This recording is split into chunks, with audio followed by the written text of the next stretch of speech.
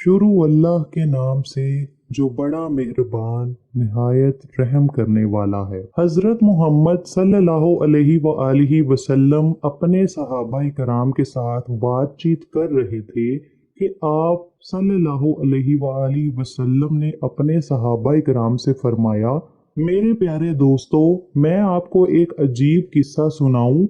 सहाबाए कराम ने फरमाया कि ए हजूर, क्यों नहीं।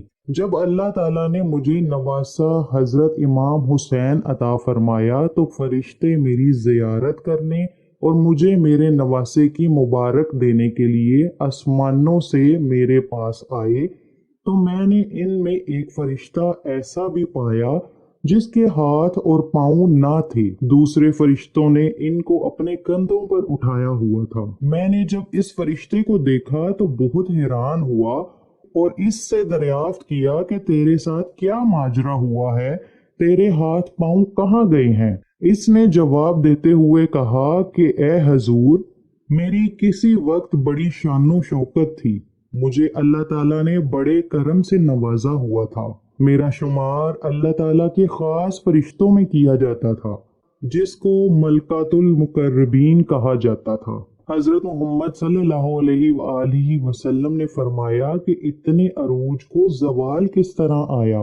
इसने अर्ज की कि या रसूल अल्लाह, मैं एक दिन सातवें आसमान पर खड़े खड़े सारी दुनिया पर नजर मार रहा था तो मुझे जमीन पर एक ऐसा बंदा नजर आया जिसके हाथ पांव नहीं थे।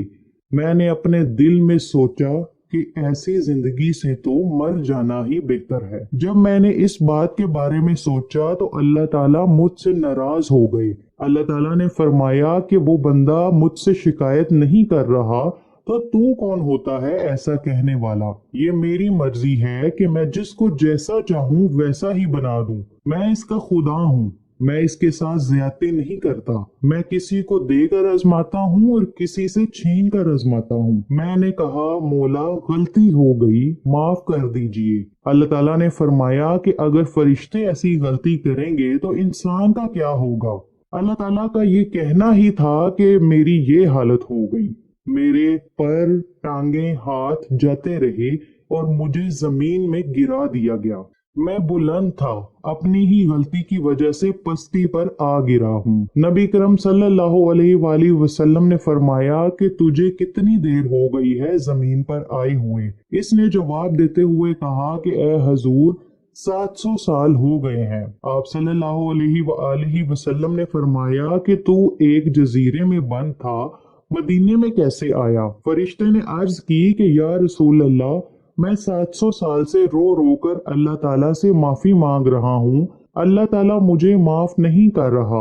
आज ये फरिश्ते इस जजीरे के पास से गुजर रहे थे कि मेरे रोने की आवाजें उनके कानों में पड़ी तो ये मेरे पास आ गए।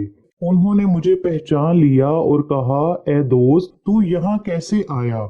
मैंने उनको सारा किस्सा सुना दिया। वो मेरा किस्सा सुनकर बड़े दुखी हुए। मैंने इनसे पूछा कि तुम सुनाओ, आज जमीन पर कैसे आना हुआ। उन्होंने बताया कि आपके इल्म में नहीं है कि अल्लाह ताला के प्यारे महबूब हजरत मोहम्मद सल्लल्लाहु अलैहि वसल्लम दुनिया पर तशरीफ फरमा है और अल्लाह ताला ने नबी करम सल्लल्लाहु अलैहि वसल्लम की बेटी फातिमा के घर में बेटे की विलादत की है। हम हजरत मोहम्मद की जियारत करने और नवासा की मुबारकबाद देने जा रहे हैं। जब मैंने उनकी ये बात सुनी तो मैंने उन्हें कहा कि मुझे भी हजूर के पास जियारत और नवासे की मुबारकबाद देने के लिए ले जाओ। मैंने इन फरिश्तों से अल्लाह का वास्ता देते हुए कहा कि शायद मेरी भी वहां जाकर सुनी जाए। तो मेरे दोस्त मुझे अल्लाह के हुक्म के मुताबिक वहां से उठाकर आपकी बारगाह में ले आए हैं। मैं आपसे दरख्वास्त करता हूँ कि आप अल्लाह के आखिरी नबी हैं। अल्लाह ताला आपके साथ बहुत ज्यादा मोहब्बत करता है। मेरे लिए अल्लाह से दुआ फरमा दीजिए कि अल्लाह ताला मेरी सजा को माफ फरमा दे। मुझे यकीन है कि अल्लाह ताला आपकी दुआ को रद्द नहीं करेगा।